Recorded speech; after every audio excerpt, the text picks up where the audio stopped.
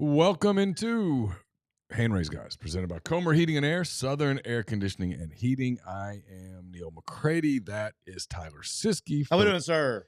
Filling in for one Chase Parham this evening. It's Thursday evening, about 5:36 Central Daylight Time as we hit the button. Got some American League Division Series going on behind me. The Detroit Tigers trying to clinch a spot in the ALCS. Let's go Tigers. $18 million payroll.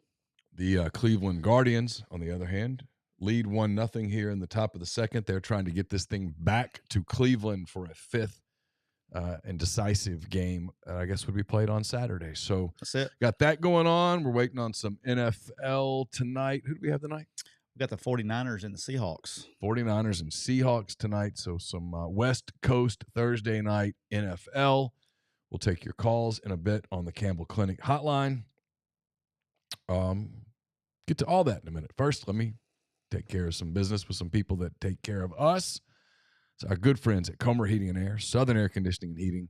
Been with us for a long time, sponsoring us on MPW Digital. They're also sponsoring our Saturday setup. I don't know if you've noticed that at rebelgrove.com.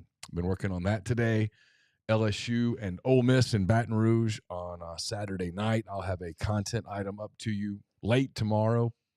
Once I get to Louisiana, it's got everything you could possibly want to know for that game. All your radio connections if you're driving and you're listening on XM. Obviously the TV stuff, quotes, notes, all sorts of stuff from there. That's brought to you by our friends at Comer Heating and Air, Southern Air Conditioning and Heating. Different names, same great people, products, and services. If you live in Oxford, Batesville, Tupelo, or the surrounding area, call Comer. 662-801-1777. If you live in Hernando, South Haven, Memphis, that area, call our friends at Southern, 662-429-4429. I'm coming to you from the Clark Ford studio, so is Tyler. Clark Ford is in Amory, Mississippi, 662-257-1900. Call my buddy Corey Clark. Tell Corey what Ford product you're looking for. He'll send you a quote within 15 minutes in business hours. It's right to the bottom line. There's no hassle. There's no haggle. You get your quote, and the rest is completely up to you. You can shop that quote around. You can do what I've done, what I recommend that you do, and that is hop into a Clark Ford today. You won't regret it. I've done it multiple times. Love them. You will too. Guest, callers, everyone. We've had lots of guests on MPW Digital over the course of the last 24 hours or so. A lot of programming up. All those guests joined on the Campbell Clinic Hotline. From fractures and sports injuries to complex spine and limb conditions, the pediatric orthopedic physicians at Campbell Clinic in Oxford are the only specialized pediatric orthopedic team in North Mississippi, providing expert care for growing bodies.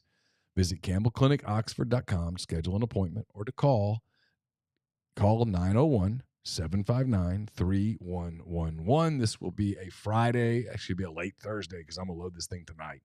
Blue Sky Live podcast. If you're heading down to Baton Rouge, stop at a Blue Sky. Do us a favor. You're always going to get a clean, nice location. You can fill up outside with your vehicle. You can go inside, grab some snacks, beers, sodas, whatever you're looking for. You can fill up inside as well. Take care, please, of the people who take care of us, and the people at Blue Sky have taken care of us for going on 11 years now, which is really hard to believe when I start to think about it. But 11 years with Craddock's, Ben, David, all those guys, they've taken wonderful care of us. So if you're heading down to Baton Rouge, there's Blue Skies all throughout the state of Mississippi. Please stop at one of those when you need to fill up or just take a break. And on your way home from Ole Miss and LSU, do the same thing if you don't mind. We would certainly appreciate it. Tyler, how are you? Doing good. That was a lot.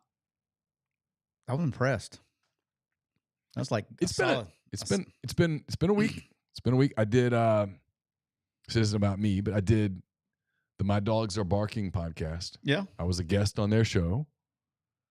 They already got some big numbers. We've already sold our first sponsorship for that. Let's go. About to knock down a second sponsorship that's going to be MPW Digital wide. That was something that We weren't going to get done without that podcast. I bet you haven't told me. I bet I guess. I'm not going to say it, but I bet I guess. Am I guessing right? In my mind, look at here. Am I guessing right? I don't think so. Oh, okay. Not the one you think I'm thinking? No, I don't think so. Although there has been some progress on that one too. But this is a different one. Yeah, so pretty excited about it. Hopefully it'll get announced here pretty soon. So I was on that. Matt Moscona did my show earlier in the week. It aired today. So I did his show this afternoon. And was he dressed as the Grim Reaper for your show? He was not. That would have been classic. I need to put that out. That was fantastic. It was so good. I laughed extremely hard. That was very well done. That was very well done. Matt's one of those people that everybody hates, but they love to hate him. Yeah. And I just know Matt, the person, and I think he's one of my favorite people. Like when I see him at media days and stuff, I always get excited because I'm gonna get to hang out with him some. We're gonna get to talk and visit and probably go grab dinner or whatever. And he's just one of those fun guys. He's great. Yeah, I mean, all that stuff is fun. Anyway, did you put a tweet out for this? Because I need to get Cole to retweet it. Yeah, I thought I included you in it. Well, I haven't checked mine yet. Okay, we'll check yours and make sure I did. All right. Matthew Donahoe wants to know your thoughts on the Western Kentucky helmet. Are they playing already? They're playing tonight. They're playing UTEP tonight. Okay. They're wearing the what is the Hilltopper? What's his mascot's name? Big Red. Yeah, Big Red. Mm-hmm. So it's the helmet is Big Red with the eyes. So the helmet is Big Red. So yeah, it looks pretty cool. I mean, I would like that. Yeah, it's pretty cool. See, I think, yeah, you're in it. I tweeted. I included you in the tweet. Okay, I'm gonna do it right now. All right, if you're on TikTok, I got to pause for a second. Pause. No Diddy. I got to retweet this. Give me a second. If you're on TikTok, yeah, that's the thing. That's the lingo. My son gets so mad at me. I just do it to irritate my kid. Yeah, I've not done that. I think Carson would just look at me like you've lost your freaking mind. All right, I'm back on TikTok. All right, that's fast. That fast. It's like our second McCready and Siskey of the day. We already did one earlier today. If we were smart, we did plan just to do this as McCready and Siskey. Could have knocked them both out one time like we've done before. I wasn't going to ask you to give up your Thursday night. Thursdays are usually rough, or usually harder to do because little man usually plays football on Thursday night. But because of fall break, we don't have football tonight. So there you go. Fun fact. Just got a text from a coach. This will be fun. Just got a text from a coach. Hello, I'm not going to dox you out there. He says that the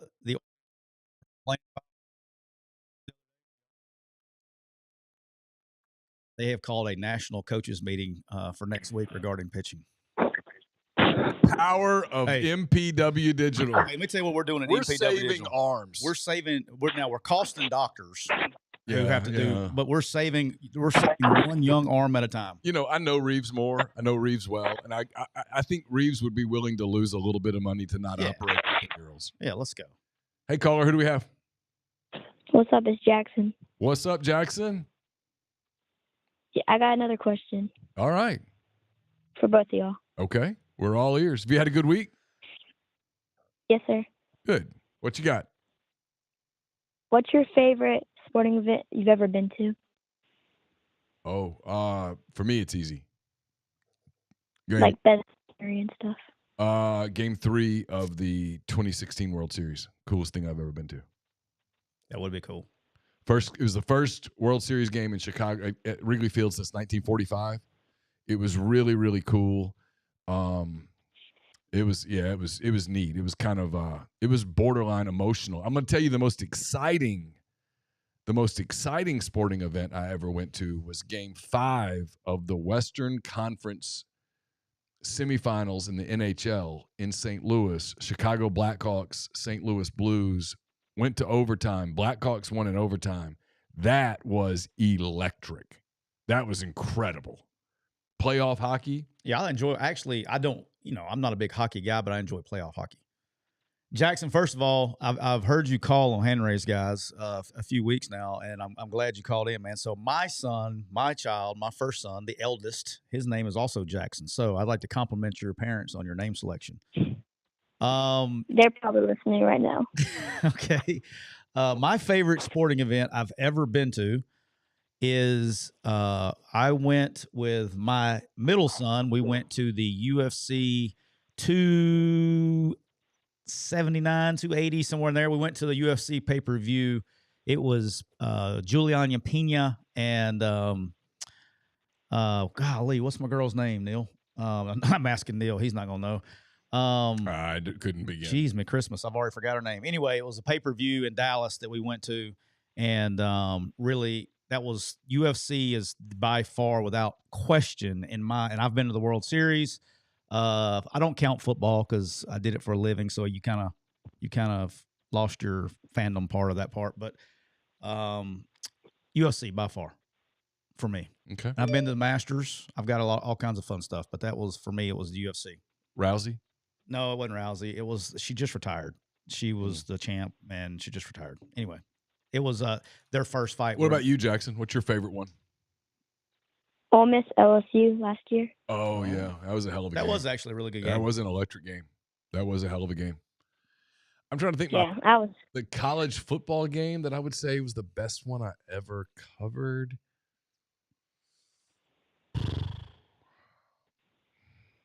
Best one you ever covered? You have a different answer.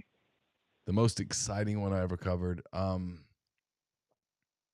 the Arkansas Ole Miss game, I know that didn't go Ole Miss's way, but that was probably because of what was on the line, the 4th and 25 one.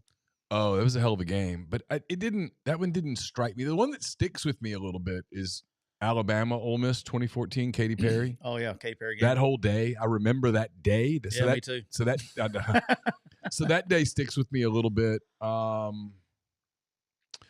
2003, I was basically covering LSU. LSU played up here in Eli Manning's senior day. I remember that one. That was a hell of a football game. NFC Championship, Saints Bears in Chicago. The one before that, Eagles Saints in New Orleans, NFC divisional playoff game. The Superdome was so loud that my chair in the press box shook. Have you ever covered a game in the Georgia Dome? The old Georgia Dome? Yeah. Yes. That was several games. To me, that was the loudest place because every time you go there, you're in a split crowd, so you would think it wouldn't be loud. Georgia Dome's hard. I mean, Georgia Dome, noise-wise, is probably the loudest stadium I've ever been in, coaching-wise or whatever. It's the loudest. Superdome, I don't really remember. For weird reasons. I mean, I was in the box both times I coached there, so I don't really remember. Just being on the field in the Georgia Dome, though, was wild. So, yeah, it was wild. What's a sporting event you want to go see, Jackson? If it ever happens, Saints Super Bowl. Saints Super Bowl. So I want to go see. I doubt that ever. I want to go see Army Navy. Yep, me too. I want to see Army Navy. That's way up on my list of things I want to see. Trying to think what else. Oh, I was at Oklahoma Ole Miss game, and that was really good too. Yeah. Which one? Game 2. Oh, the baseball game. Gotcha. Yep. Okay, yeah. That was. I wasn't there, but it looked like one amazing environment. You know, I'm a Braves fan, and so the weird thing is, I've told you this is because we were doing the show back then, but me and Brock went to when the Braves made the World Series. I told him we didn't think the Braves were going to get there, but we said, hey, if the Braves go to the World Series, I'll take you to the World Series. And was trying to get tickets to the World Series in Atlanta. I mean, just getting in the door. I mean, standing room only tickets were like $1,500. I was like, holy smokes, just to stand up. I was able to get tickets in Houston for game 2. Okay. I got tickets. I'm talking about the day of. So while game 1 was going on, I was able to purchase tickets, get a hotel literally across the street from the stadium for 2 people and the hotel room for like $650. Oh, wow. I'm sitting here going, I mean, so we humped it. We got up in the morning and drove 8 hours. Rebel Golf, thank you for the super chat. Anything else, Jackson? No, that's all. Okay, appreciate you, buddy. Have a great weekend. You too. Let me see that typing in here. 662, what is it? 259-8563. 259-8563. So there was a question, was I at the Georgia?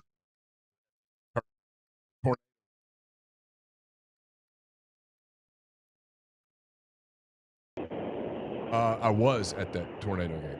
Oh, wow. Yeah, it was Alabama Mississippi State. Yeah. And it was my last weekend at the Mobile Register. It was my final assignment. Was that weekend. It was interesting. That's yeah. crazy. Hey, who do we have? Hey, Neal. Hey, Tyler. This is Jim. What's up, Jim? What's up, Jim? Hey, first I just want to tell y'all show is the highlight of my week. It is it's grade A entertainment. So keep up the great work. Thank you. I got two questions. Neal, I'd love to ask you some questions, but these two are for Tyler. Okay. My first question is, Tyler, how's it gonna go when you see old boy? I'm assuming y'all play another tournament soon. How's it gonna go if y'all face the Canes team again? Be like normal. I know this sounds crazy, but I don't get very flustered for 9U baseball. Oh no! I just mean, how can that guy show his face again in public? He will. I can't imagine. Oh, he will. He will. Man, it is what it is. I imagine that he doesn't like me very much right now, but it'll be okay. I'll be able to sleep at night. No, I totally. I think 99.9% of people totally agree with you. That's an insane. But my second question is, I think the only people that don't agree with me is I think the only people that don't agree with me is him and probably his parents. Besides that, everybody else probably agrees with me. Yeah, amen. Well, real quick, I love the addition to the Monday show. At what point in his high school career, while you were coaching him, did you know, hey, this kid could really be something really special? Really, really early. Right when I showed up, he wasn't even playing high school football because he was like, I got there kind of in the spring before they transitioned out, before he showed up to high school. He's just immensely talented as far as arm talent. But really early, once I got a hold of him, the ability, I was coming from college to high school. So, I didn't really know like the learning curve.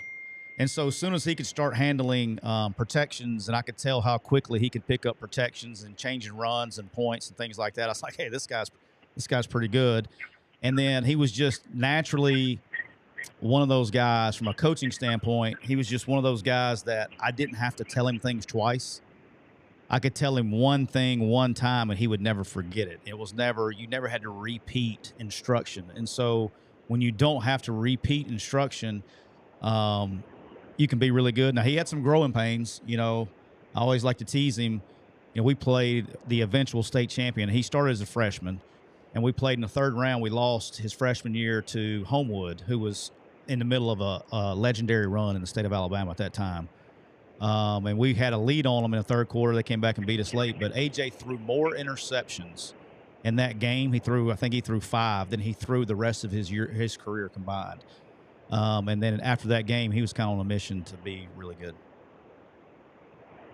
Wow, that's awesome insight. Well, I'll let y'all go. Y'all keep up the great work. Thanks for taking my call. Appreciate you. Thank you. Appreciate you, brother.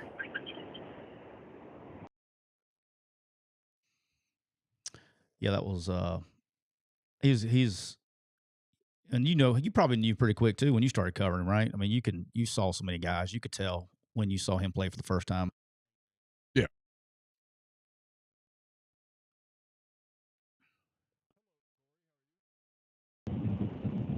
What's up? What's up? How are you? Good. What's everybody talking about? Is there a game this weekend? Let's see. Who plays this weekend? Iowa State and West Kentucky? West Virginia. Iowa State. Oh. Yeah. What did Aka call it today? I can't even do it. Iowa. It was great. Iowa. Yeah, Iowa. It was great. Corey, how we living, brother? Man, I'm headed to my coffee crew about twice a year. We do like what we call bourbon and barbecue. So I'm headed out there to, no joke, I am going to the Parham community outside of Hatley. How about I know Chase isn't there tonight, but I'm headed to Parham community right now. There you go. This is past Hatley, y'all. This is past Hatley. This is damn near to Alabama. That's God's country there now. Yeah, that's right. That's right. The hills. That's right. Hills. Let's go, buddy. A bunch of people have disappeared over in them hills. Sure Yeah, I have. bet they have. That's not. Hey, you're being funny, but it's more like a ha funny. Yeah, no doubt. No Uh-huh. question. Like I tell Chase all the time, they just took that land. They didn't buy that land. Them Parhams just took it. So that's Parham community. Scoundrels. Over there by What the y'all think? Parhams. Parham, that's right. But so Tyler, you were pretty spot on last week. I'll give you a little pat on the back about the Rebels just handling business and all that. Still looked a little sluggish, but the defense looked good. What's your? I have not, man. My bad. I don't get in the Cooper Chevrolet chat for obvious reasons, but I also have been busy this week and have not listened to an episode of y'all's show. What's your take on this weekend? I think Ole Miss is a 4 to 7 point team, better team than LSU. I think if you just look at the matchups, Ole Miss's defense, I think, is playing on an elite level. Now they're going to get tested. It's going to be the best offense they've seen, particularly up front. I've said this: LSU hasn't really, as good as they are up front, they haven't played to their ability up front on offense just yet because they're really good. Now they can turn it on at any time. But being able that Ole Miss defensive line versus LSU offensive line matchup, I'm very curious about. And if they can protect, let's see repetitive plays of the back end for Ole Miss having to cover. And I think it was really big for Ole Miss last week to try to learn that they can cover people without holding them all the time. But I think if you look at that matchup, then vice versa, when you look at the matchup with Ole Miss on offense versus LSU on defense, I think it's the worst defense that Ole Miss has had to play. And, I don't know. I think there's a crazy stat out there. Somebody had told it to me earlier in the week about Jackson Dart in SEC games, last two games, about his passing downfield or something. Well, a lot of that's due to pressure and throwing off his back foot, not be able to drive it, as opposed to what he was able to do in the first half of the year or first quarter of the year with playing directional schools. I think Ole Miss will be able to protect him, which will allow him to set his feet. I think they will be able to get some things going in the passing game, and then obviously in the running game. If they can get things going in the running game at all, I think they will be successful on that end of the field. And I think at the end of the day, they probably just outscore them. I don't know what is the total in this game. Do you know the over/under? I don't. I'll look. 57? 57. Yeah, that sounds about right. I could see like a 28-21. 27-20 type game with Ole Miss winning on the road. I'd sure take it right now. I said 2-0. I'm good. I was going to say, how anybody look. If you're Ole Miss, man, you just need a dub. It doesn't matter what the dub looks like or what it sounds like. You just need a dub. I know they're ready for the bye week, but I am too. I'm ready for the bye week. I am ready for us to not play for a week. I'm just ready to Same. kick back and not have to do it. So, yeah, I think they'll be. Anyway, guys, I think they'll get back on track. I'm about to be near Parham. 62 is the over. What? 62 is the number, Corey. I think that's high. I do too. I like the under there. I like the under. I've heard a lot. Like Ben Mintz was all over the over today, and I'm like, dude, I don't think this is a shootout. Like, I don't think LSU wants a shootout. I don't think this is a shootout. Like, if you're LSU, if you win this game and you're LSU, it's because it was methodical. Right. You controlled the ball. You ran. You converted some third downs. They Kentuckied us. They would Kentucky you a little bit. Yeah. Kind of, and Corey, this is where I'm getting kind of, in my opinion, so far of what I've seen, and I haven't, we're going. An LSU win would be like a 24-20, 24-21, 24-23. That's LSU's number in this is 24. If they get to 24, I think they had to be a shootout for them to win it personally. I do too. I'm just saying I don't think LSU's going to win. Right. But if you told me LSU won, I would tell you that Ole Miss offensively bogged down again, and LSU had some sustained drives and did some things that made Ole Miss kind of do that deal what they did against Kentucky, where they got a little, not panicky, but it was like, oh, we got to make the very most of this play and this play. And they kind of got out of the personality a little bit. I know the transitive property thing is not the thing for college football, but I can't get out. You know how you can't get games out of your head? I can't get out. Like South Carolina to me is not very good up front offensive wise. Yeah. And to see how they got after LSU on offense versus LSU's defense, scoring 30 whatever points it was, 33 whatever. Like, I think Ole Miss is better than that.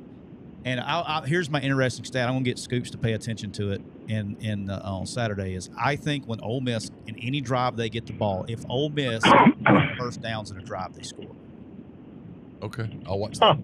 I think if they can get 2 first downs in a drive, they score. How many drives do they get 2 first downs that they don't score? I would imagine it's going to be very low. So when you say score, you mean just put points on the board? Points on the board. Gotcha. They get 2 first downs, they score something. Hope it doesn't come down to a kick. I wouldn't want to have to make a kick in that environment. In that place, listen. Then Tyler said he pulls. Tyler said he pulls everything. Hey. I mean, dude, I get it. That's like 18T, and you're about to do something, and I know what happens. That's the duck hook. I mean, it's coming out. The duck hook is happening. No matter how much you try to tell yourself not to, you get a little too quick. Want to see where the ball goes? They snap it left. They always it's anytime they get, it's always where the plant foot is, right? That tells you where the ball's going, is where they're, how if there's, it's just like golf, right? If you overstride your plant foot, if you're too tight, you're going to end up yanking it, and if you're short, you're going to end up blocking it. Or excuse me, vice versa. And you get too quick, and you get anxious and get too quick in the moment, and they speed up. It's like it's really not the actual kick. It's the reason these kickers, they're so good. I mean, even in college, they're so good. It's about the moment, and are they going to speed up or slow down? Just wish the holders were so good at pro level. It'd be nice. Right? Hey, it'd be nice if you're a Bengals fan. Wouldn't it be nice if you could just have a holder hold the ball and, oh my God. Hey, I've gotten to where now, speaking of, that reminded me, I don't know why, this is Thursday night hand raise, guys, so we can talk about this. I got so pissed off last night, I turned the volume all the way off. The announcers on some of these games are so brutal. They were like, good snap, good hold, good kick. And I'm sitting there watching laces out, Dan. I mean, the laces couldn't have been, you couldn't have gone out there and put it any closer where the laces were towards the kicker. It was the worst hold in the history of time. And the announcer's like, great hold there by little Johnny. I'm like, this guy's so clueless. I have to turn him off. Well, guys, I'm about to lose you because I am, in fact, turning on to Parham Gin Road right now. Let's go. Hey, good hearing from you. Y'all have a good one. You too. Have a great weekend. Hey, I got $4,000 rebates on trucks. Come see me. Bye. Go check my guy out. Corey Clark. $4,000 rebates on trucks, 662-257-1900 is that number. Clark Ford. That's Corey right there. Obviously, he will absolutely take care of you. Let's see. We got a couple of super chats. Rob.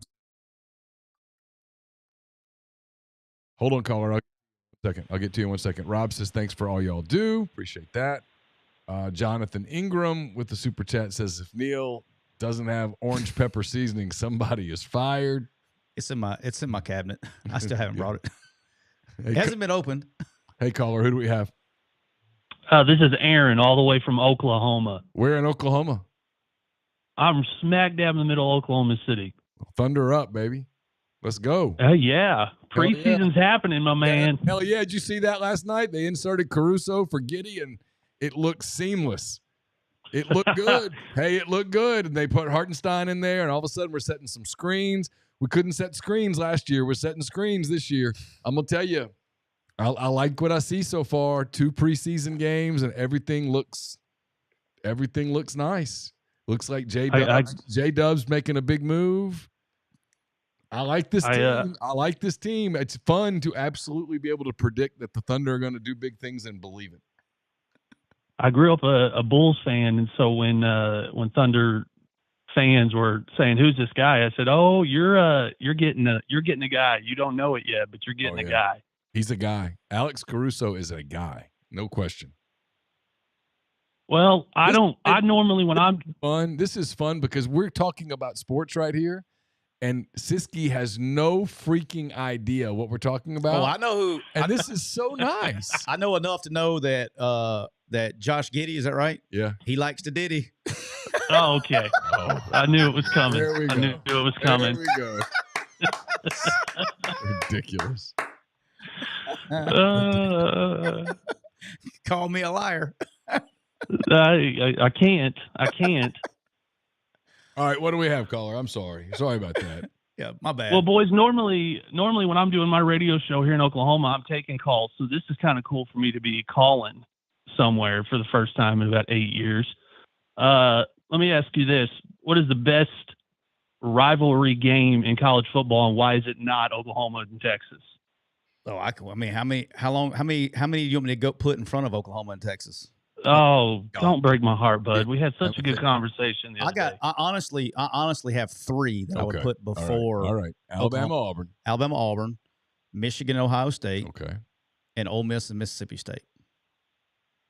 Oh, really? Yeah. Because it's more, look, Ole Miss, Mississippi State, I get it on the national level, all that stuff. Mm-hmm. It is the most, of all of them I've seen, it's the most, like, people hate each other. Yeah. No, it's like, true. it's not like, man, screw you, and then give you a ride. No, they're not giving you a ride. Like, like Auburn, Alabama, or Texas, Oklahoma, if the fan's on the side of the road and they're stranded. All right? What's that noise? Is that like the ice cream truck? That is the freaking ice cream truck. Dude, that's Diddy out there driving an ice cream truck at this time of night. In the neighborhood. Yeah. Like, dog, this is October. Yeah, he's hunting. And he's out here in a white van with no windows out Hey, here. little kitty. I got ice cream. I know ice cream. I know it's October, and it's 6:10 in the afternoon, and it's 60 degrees outside. What are you doing? That's weird. There's a chocolate There's a chocolate dip cone joke to make, but I won't make it. Oh yeah, that's dark. That's dark, Alan. That's dark. Tyler already was causing enough trouble in McCready and Siskey today. Yeah. We don't need to add on. Yeah, I've already got my guy Aka on a plane back to Finland. Yeah, I mean they've called him back. But no, the Ole Miss Mississippi State rivalry is like legit hate people. And then the Texas Oklahoma is like a 1 week a year deal. And, I would argue that Texas A&M, once it's back on, the Texas A&M rivalry will actually outdo the Red River rivalry. Oh, I can't wait for that game. And listen, that game is shaping up to have a lot riding on it. Oh, dude. I mean, sign me up. A lot. Sign me up. And that's a Saturday, I think. Ole Miss State is Friday. I mean, it's rare. Ole Miss and Mississippi State don't play on Thanksgiving this year? No, it's Friday this year. Back in the day when I was growing up, it used to be Egg Bowl Thursday, and then this one was Friday. I mean, I want to hug the people that did it this year. They moved it from Thursday night to Friday afternoon. It's fantastic. Yeah. I love that. Yeah. But whenever A&M Texas is this year and the game's in College Station, it could have playoff ramifications. Oh, that would be awesome. Dude. But I think, all kidding aside, I think the reason that the Texas-Oklahoma game has gotten big as it has is because the Texas A&M Texas rivalry went away for a while. I just don't know.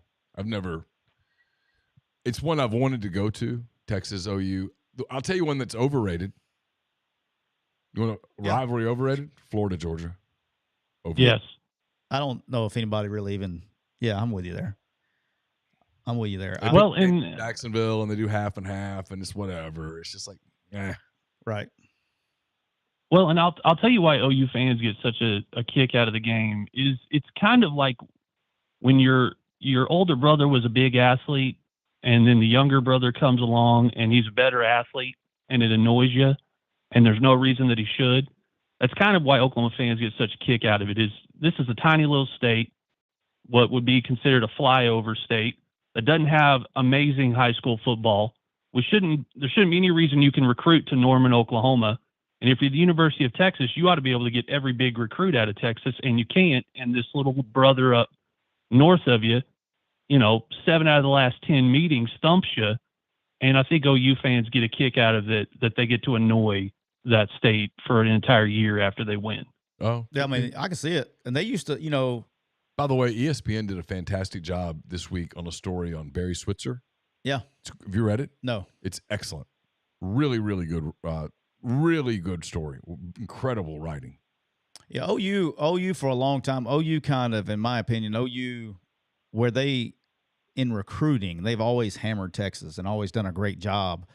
And they've gotten really good players out of Texas to go to OU.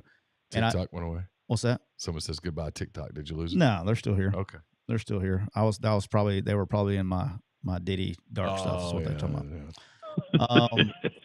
But I think that, from a recruiting standpoint, even Mack Brown, it's probably been like 2004 or 5 or whatever. Mack Brown started going a little national recruiting. And from that standpoint, and once he did that, I think kind of opened the doors even further for Oklahoma recruiting in Texas. They do just such a great job recruiting the state of Texas that I think it's kind of all washed itself out. Well, we got an interesting one this weekend. You got two former OU quarterbacks going head to head in the NFL with the Bucks, Baker, and then the Saints are going to start Rattler. So the OU Texas talk will continue through the weekend. Should be a fun weekend of sports. Yeah, I think I said this on a TikTok live yesterday, or day before yesterday. And we didn't get to it today because we were running for time. But I think if Spencer Rattler, now he looked good during the regular season. I mean, during the preseason. Regular season's a whole different animal. But if he can come out and play a little bit and show some kind of promise that, okay, this guy, and he's probably going to have a couple of weeks here. If he can show some kind of promise in the next few weeks, I think Spencer Rattler is going to Wally Pip Derek Carr. I think they're going to try to move on from Derek Carr with salary cap reasons and kind of start moving and building for the future, because if they, the window's closing in New Orleans really quick, and they're going to have to reset at some point in time. Hey, Big Ben has a question for you, caller. He wants to know how many OU people are traveling to Oxford in 2 weeks. So, and I told Tyler this earlier in the week. I grew up not only just an OU fan, but I grew up actually an Arkansas Razorback fan. So I understand the SEC fan bases and how they travel. And I've told every one that's asked me, you're not ready for how SEC fans travel. And we saw it when Tennessee came to town, which, by the way, were some of the best fans. I was down there watching the game and had a lot of fun with those fans. I don't know that the Big 12 and particularly Oklahoma and Texas, I don't know that it's baked into the culture to travel the way it is in the SEC. And I think what's going to happen, it may not happen in football, but what I think is going to happen, the first big SEC basketball game, when those fan bases travel to Norman and they outnumber the amount of fans that come to OU basketball, it's going to be a wake-up call for the OU fan base and other fan bases that are, have come in with Texas, that have come in and gone, you're going to have to travel. You're going to have to travel, and you're going to have to support every sport.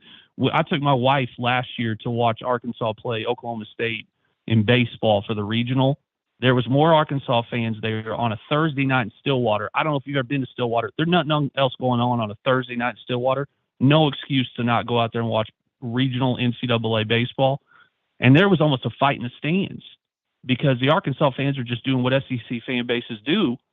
And they're John players and they're John fans and they're having fun with it. And I had to walk up to a group of Arkansas fans. I said, you guys, they're not used to this here. This is not the way this is here. And y'all are going to have to get escorted to the parking lot if you guys keep razzing these guys like this. It's not the same. So that's what I have told fans that have asked me, knowing my background. I've said, you're going to have to travel. You're going to have to make it a part of your vacation time at work. You're going to have to get some buddies and road trip. You're going to have to do something, because if you don't, you're going to be the one fan base, and I would have said Vanderbilt, except for what has happened recently. You're going to be the one fan base where everybody goes, yeah, it's a good place to play, but man, those fans don't travel. And you don't want that reputation. Does Oklahoma play at Ole Miss in baseball this year? I don't know. Yes. Release that? They have. I haven't memorized the baseball schedule yet. I was planning to do that tomorrow night. You were going to do that in the hotel tomorrow night? I'm going to study the Ole Miss baseball schedule tomorrow night and really get a grasp. There's got to be somebody in the chat that knows if Oklahoma's coming to Ole Miss this year in baseball. Does anybody know? I believe that they are, because I didn't see him on the home schedule. Now I could be wrong, but I didn't see him on the home schedule. Well, I can tell you this: if Oklahoma is coming to Ole Miss in baseball this year, you may want to go. This is a good opportunity to talk to your right fielder and send him to Better Help /MPW. Yeah, he's gonna need some help through the weekend. It would be if he thinks that the jawing of was difficult in some places, it's gonna be really rough in the right field bleachers when they come to Swayze. Just a heads up. May want to check his mental toughness and make sure he's ready to go, because they can get kind of rough on those guys out there. Hey, thanks. Well, the good news is, go ahead. One of the guys that's on the football team is on the baseball team, so maybe he can have a huddle before the series starts and go, okay, guys, let me explain to you how this is going to work, and so they don't get too riled up. Kevin says that Ole Miss plays at Oklahoma. Oh, okay. Never mind. I don't know if that's true. Well, they'll have an easy out then, because our fans are too friendly. Well, listen, when the Thunder make the NBA Finals, if I need a place to stay, can I stay in your backyard, pitch a tent, something like that? Brother, you can sleep right here in the studio. I'll let you have it. Dude, y'all talking about pitching tents and sleeping in the studios? No diddy. All right, I love y'all. Have a good night. A lot of everything. I hate to break it to you. I'm learning. Appreciate you, Alan. I mean, you're gonna be walking around just talking to somebody. They're gonna say, "Hey, how's it going?" You're Pause. gonna say, "No diddy," and they're gonna look at you like, "What?" I don't know. I've been annoying my children with it nonstop. So I can see how that would be annoying after a while. I mean, just keep it real. It's on the tip of the tongue. But no, I'm studying the college baseball schedule tomorrow. Okay, we're gonna do a full college.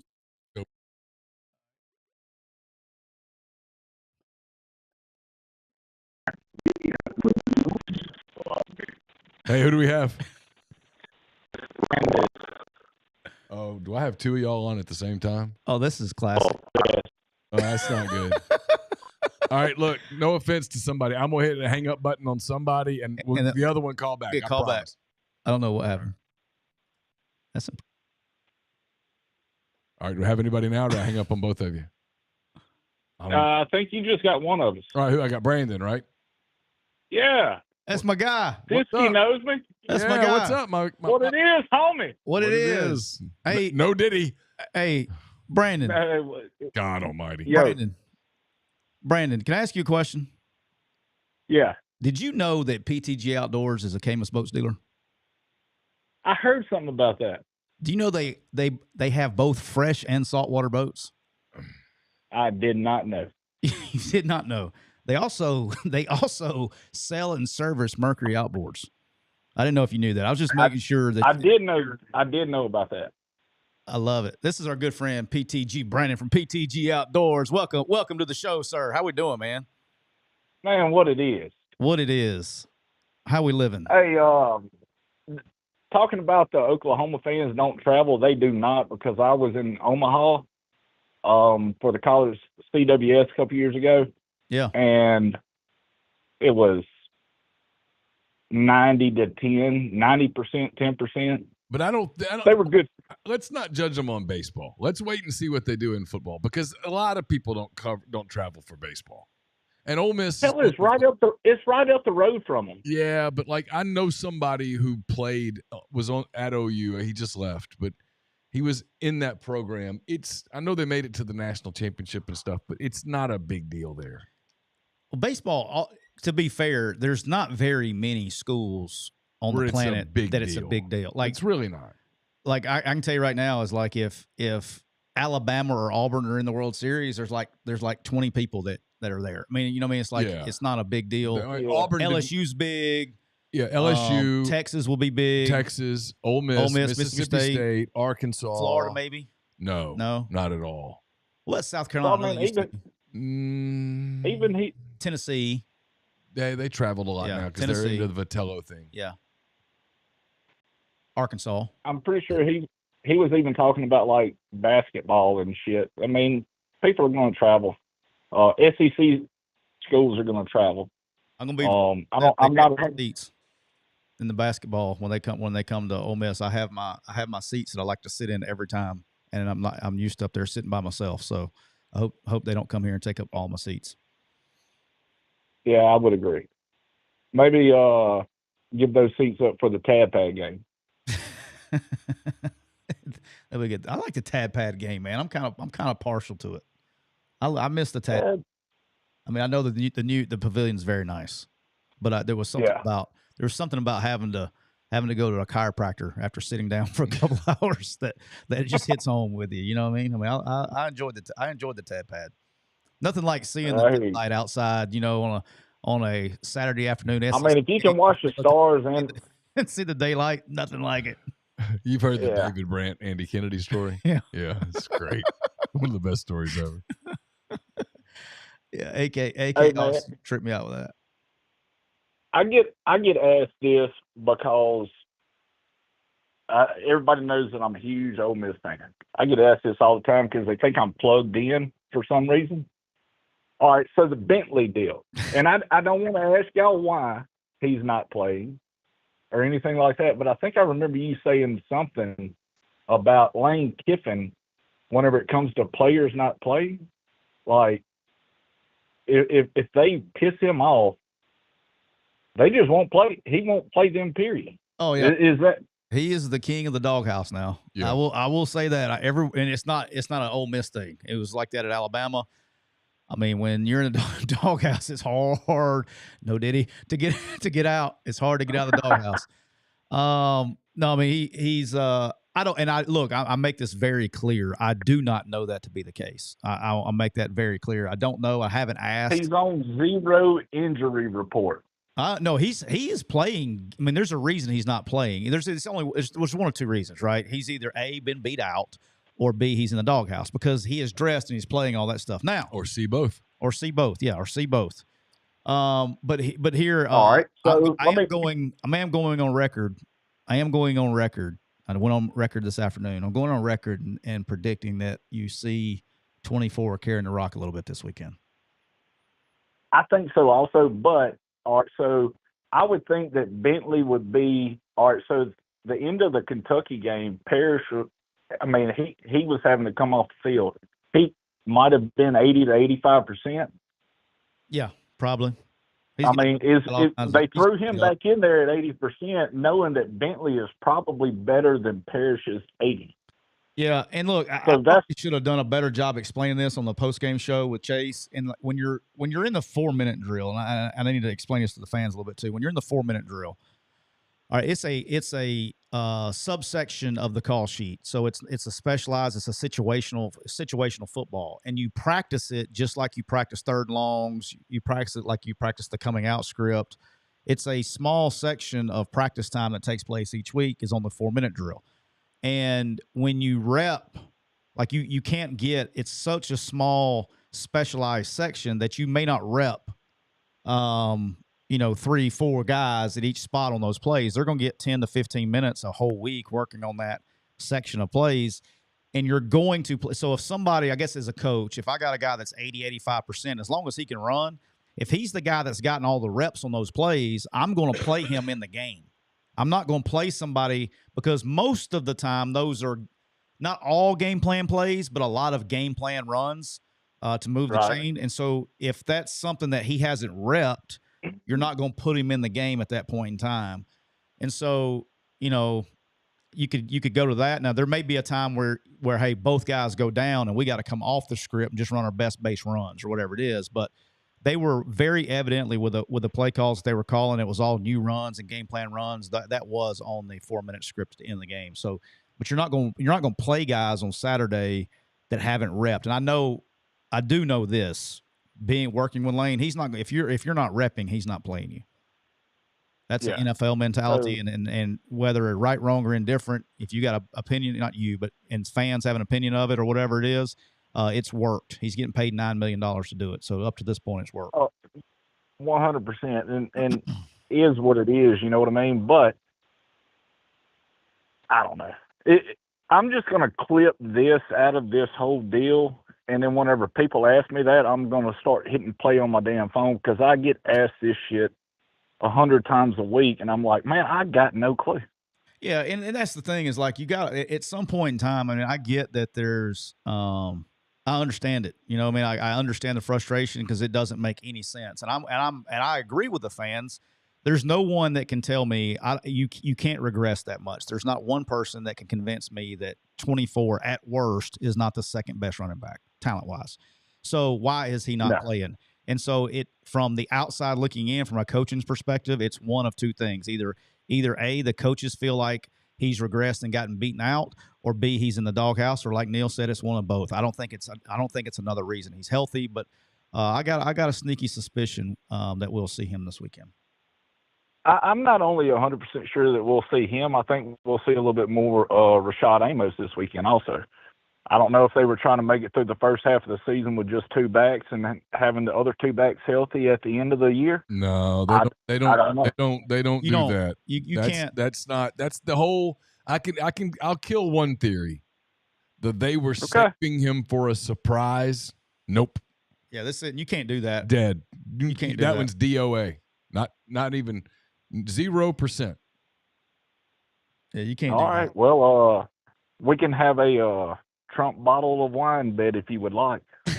No, I'm not saying he won't play. I'm saying if he does play, it won't be because they were keeping it a secret. There's no secret. I don't know. Okay, I'm trust me. Trust me. Well, I'll trust you. Look, Kevin Smith makes the decisions about who plays running back. I mean, and Parrish is his guy. And you know, I don't know what happened. I'm not at practice. I'm not the worst. Here's the thing I'm going to tell everybody. Whoa. Hold on. I'm not saying that Amos is going to come in and it'd be Bentley Amos 1-2. No, I'm saying that you might see more Amos in the back of the season. I mean, you could just because of injuries and stuff. But here's the thing. I mean, I'll give Lane credit for something. In going on 5 seasons, he's not big on coach speak. He usually sort of tells you the truth. And they've just basically said the other guys have been better in practice. Yeah, at some point you have to go, well, is it possible Lane's just telling the truth that the other guys have been better in practice? I mean, is that all right? So that's all right.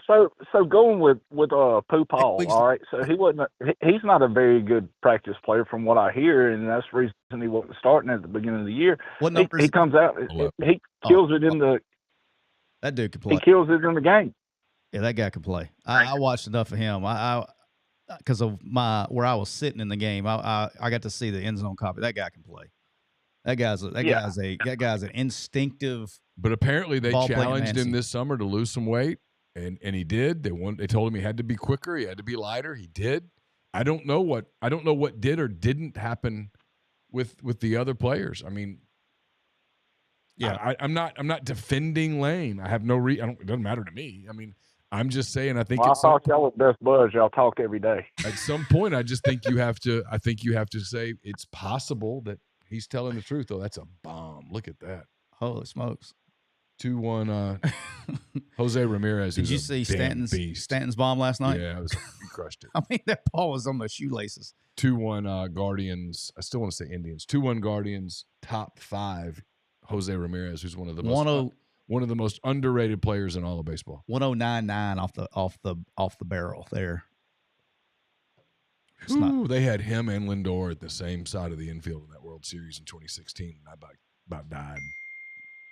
It's not me. I'm going on record and telling y'all that's not me. No, it's me. It's my. Anytime I have the iPad on, because never mind. Hey, yeah, just you got it. What else you got, Brandon? Anything else? All right, guys. No, man, that's it. Appreciate everything y'all do. Appreciate everything for you, boss. Appreciate you, dog. Dude, he just freaking yanked that one. That's foul. You know, James Madison is coming back from their. I'm calling someone back who wanted to join the show. Oh, okay. Hey, Eric, how are you? I'm good. How are y'all? Good. This my guy? That's your guy. Hey, what's up? What it is? Man, just my wife had me doing some honeydews, and I was listening to the show and thought I'd call in, see what was happening. Hold on.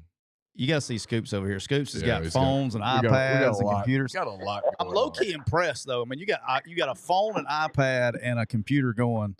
There's got to be an easier way to do phone calls on a show. There is. It's called getting a producer, right?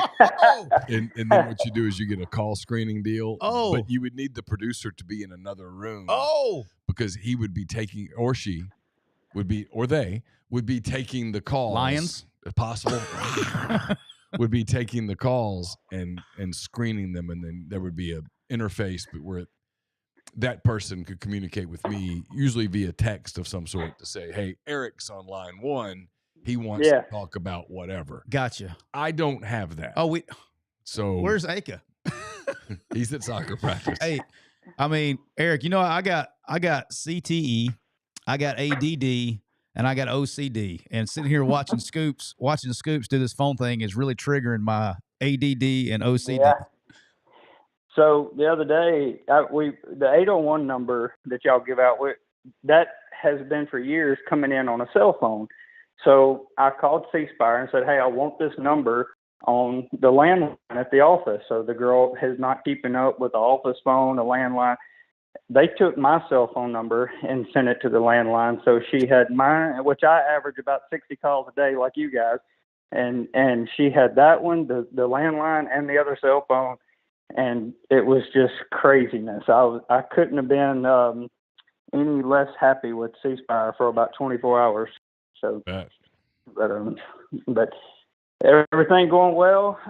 It looks like I'll tell you now, Neal. I'll get you I'll sponsor the cot that you're going to sleep on in Talladega, and we'll get you.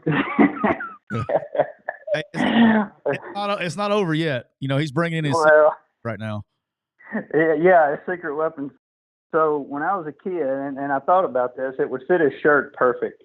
When I was a kid, my dad would be out in the yard with blue jeans on and decide he wanted to cut the yard. Well, he would just take his pocket knife and cut the legs of the shorts off and have a Bud Light in one hand and, be cutting the yard, shorts all uneven. And, that would be wonderful with this Dale Earnhardt is overrated T-shirt. Use some really short, cut-off shorts, and no bitty comments, but, Eric, it's all fun and games until someone gets their eye put out. That's what they used to say. It's all fun and games until I get my nose broken and my jaw broken. And when it comes time for these 2 graduations, I can't be in pictures, and Laura's going to be. I told you there's a 0.0% chance of somebody laying a hand. There'll be so many dudes that they have to get through that you're going to be fine. We got security, man. I mean, we got security. I promise you, no one's going to mess with you. We roll deep. Well, we got whatever you need. I love the show. It's like the other guy said earlier. It's part of my week that calms me down listening to you two guys. And I was listening to you a while ago, Tyler, making all the Diddy jokes. My 17-year-old son walks around the house going, "Oh, he went to a Diddy party. He went to a Diddy party." And my wife's going, "What are you talking about?" So now that she knows, she looks at him like, "Shut up," So. It's good. Makes me feel young. No pun intended. Yeah. It's so bad. I'll be here all day. Let's go. Yeah, tip your waiters and waitresses. 2 shows a day, huh? Yeah. Let's go. Well, man, I appreciate y'all. If y'all Appreciate need you, anything, brother. let me know. All right, brother. Thanks, man. Eric. Yeah, have a good one. Bye.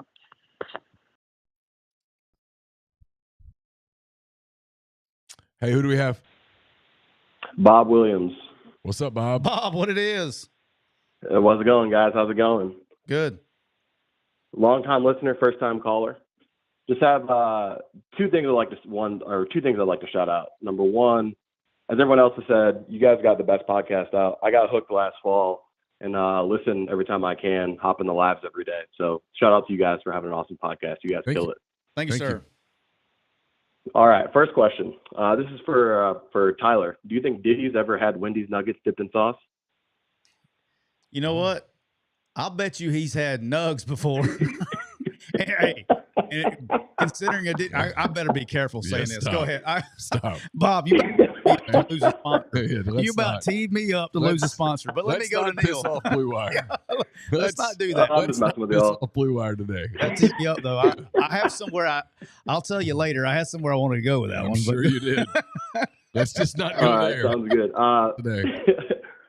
Actual question though. This is kind of more towards Tyler. So Tyler, I know all week you've kind of been mentioning that, you know, the Alabama fans need to calm down. I'm an Alabama fan, but realistically, do you think our fan base, being so dominant for so long, will ever accept the fact that we have to realize that we are kind of like everyone else now? We can't actually lose games that we typically wouldn't have lost. Do you think it ever gets like that? Or do you think the Bama fan base just kind of becomes that fan base that just always thinks they're going to win every single game and just can never get over those I games? thought you guys handled the Franchione, Shula, Price years really well. I mean, I think you're good. You're sane. You know, Neal. Normal. Yeah, Neal just got ran off for Mobile in the middle of the worst run in Alabama history because of a comment on a radio show. Nah, listen. If y'all trust me, hey, listen.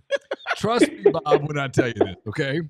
In the event that things go south and you lose 6 Iron Bowls in a row to Auburn, you guys will be perfectly sane. Yeah.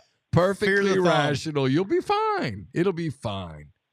No, I sure hope so. I don't know. In my lifetime, Alabama has had mediocre years, and it didn't go any better. I don't know. I mean, it's been, what am I, 46? They've always been insane about losing. I don't think it will change in the next 46 years either. It would take a long drought of just terrible years for them to accept it.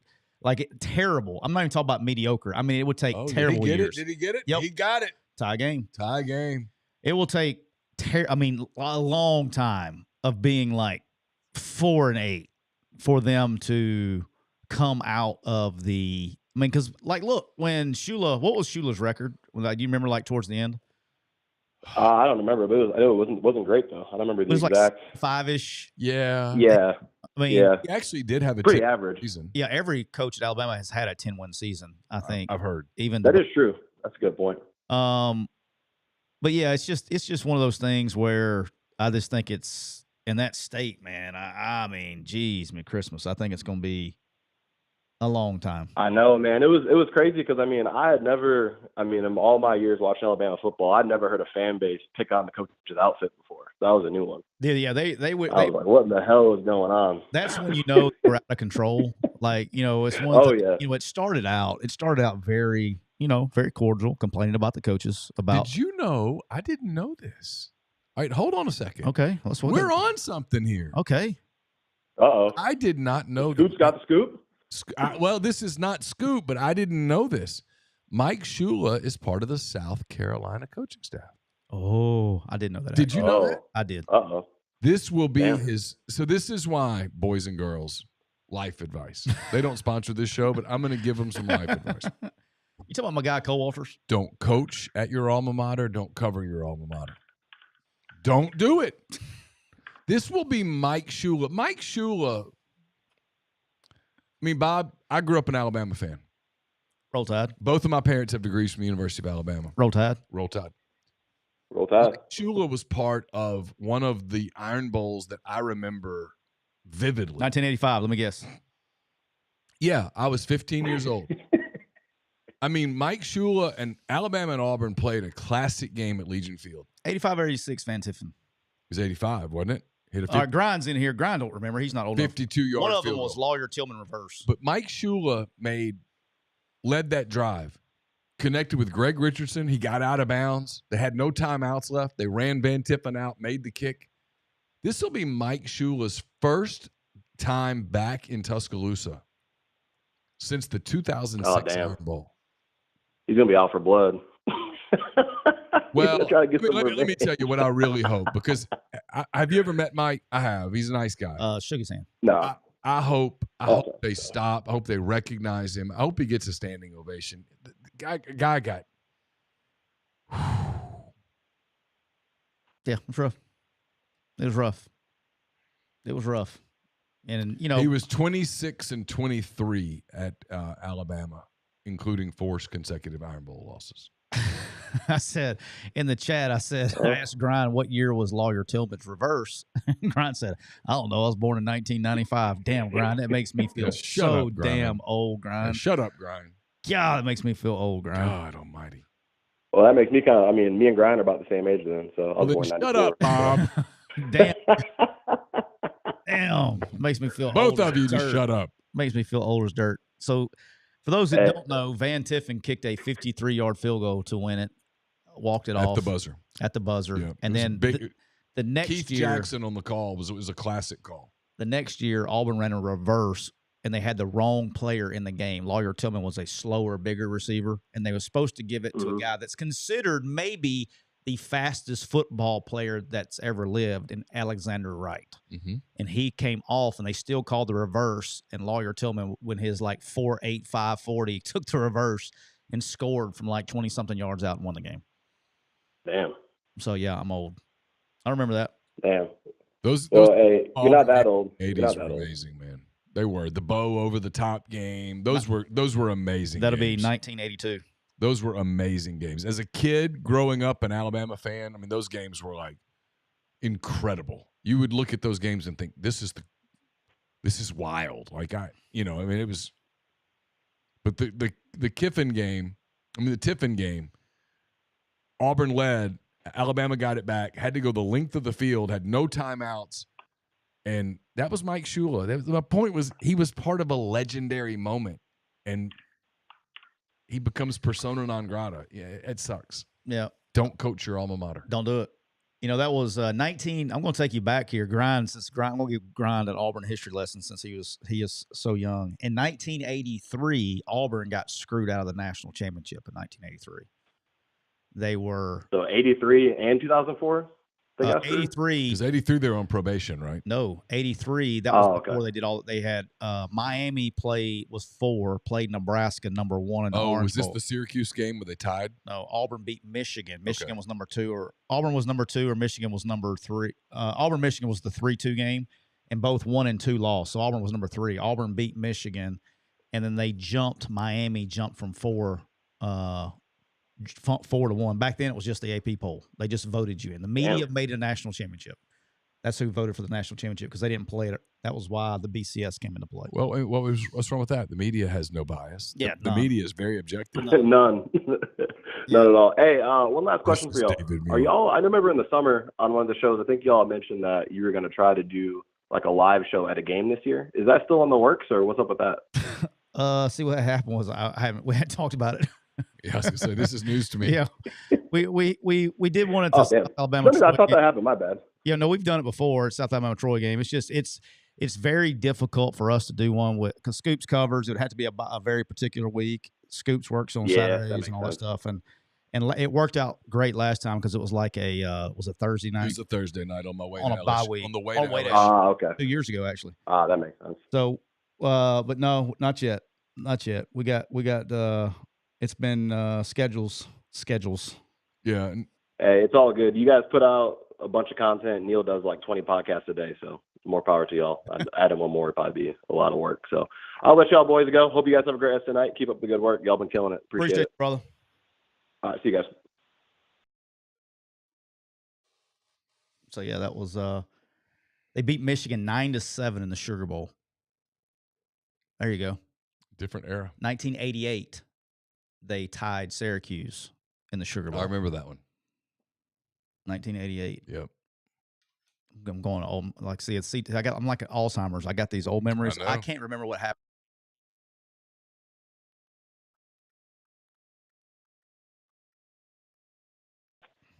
Hey, who do we have? Yo, it is Grind. It is Grind. Hello, how are you guys doing? What is What up? it is. Don't come in here with a bunch of young stuff. Don't you start talking like some young whippersnapper. I'm going to start talking about 1980s Auburn football if you do. Oh, no. I would not do that. You ever heard of Brent But Fullwood? one thing You know who Brent Fullwood is? who is Brent Fullwood? You don't know who Brent Fullwood is? I know who Brent Fullwood is. What kind of Auburn fan are you, Grind? God. Grind, he almost won the Heisman Trophy in 1986. I mean, it's just disgraceful. Well, come on. I mean, you look at the Russian record books at Auburn University?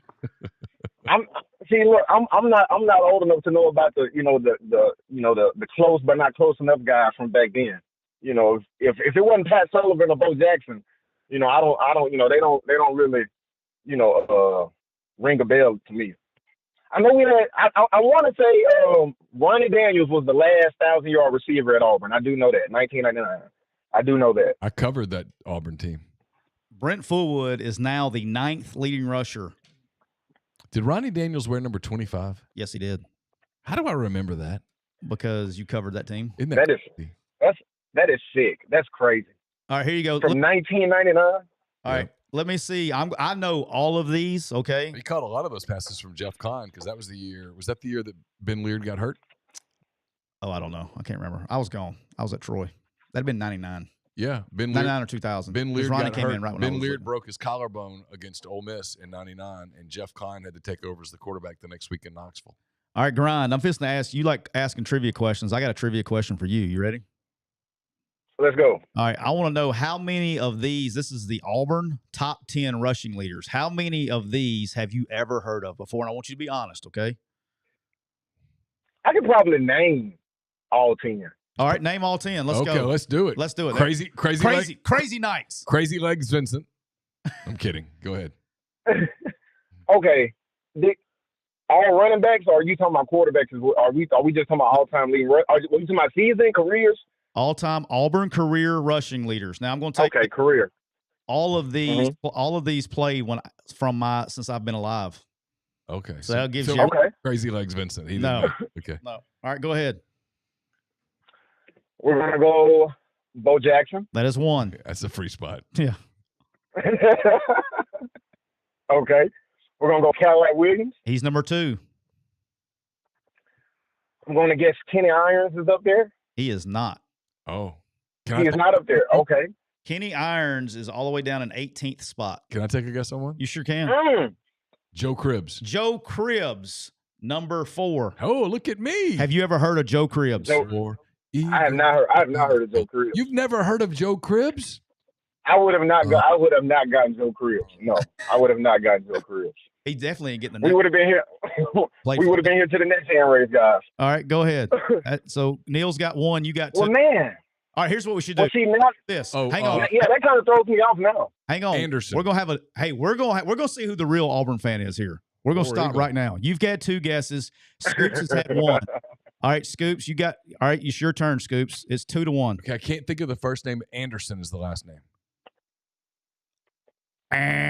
Okay. All right, your turn. Grind. Man, this is okay. Oh, I know another one. Dude, y'all are leaving all kinds of free spaces. I'm ready. There. I'm ready to Rudy. go. I'm ready. I'm ready. Rudy Johnson. Rudy Johnson is Ronnie Brown. Ronnie Brown coming in at number 10. War Eagle. That's 2-2, Grind. Yeah. First 1 to 5 wins. Yeah, okay. War Eagle. Let's go, Grind. Who you got? I thought it was Neal's guess. Okay. 2-2.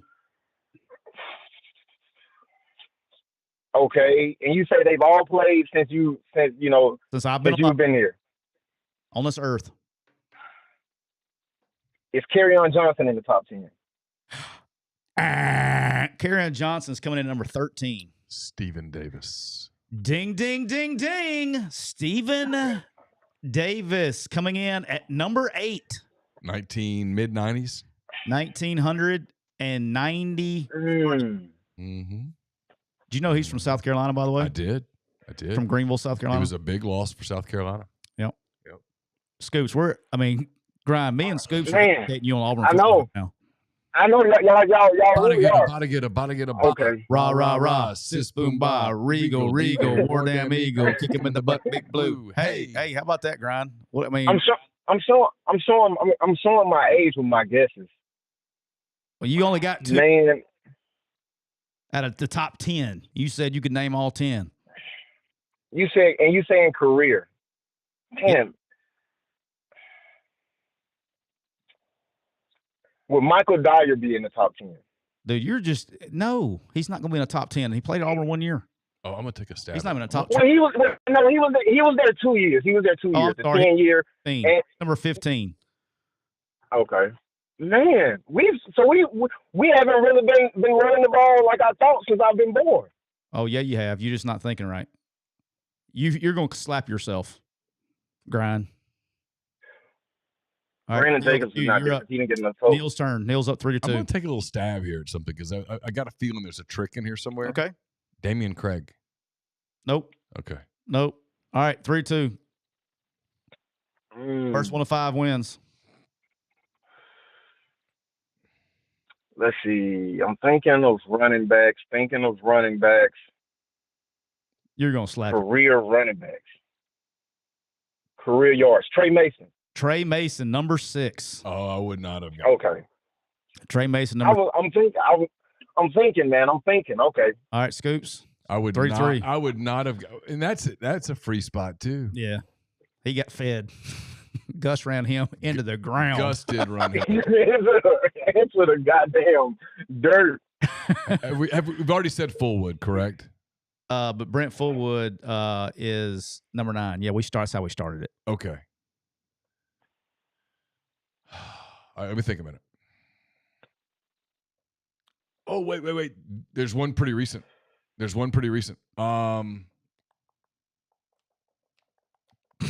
Yeah, I can remember his nickname. I can't think of his name. Hold on. Bigsby. Tank Bigsby, number 4. He's actually total. He's number 7. I'm sorry. That's your 4th one. Number 7. Hey, look, you're down 4-3 right here, Grind. One more, you lose. I see that. I was thinking about. Okay, that was a good guess.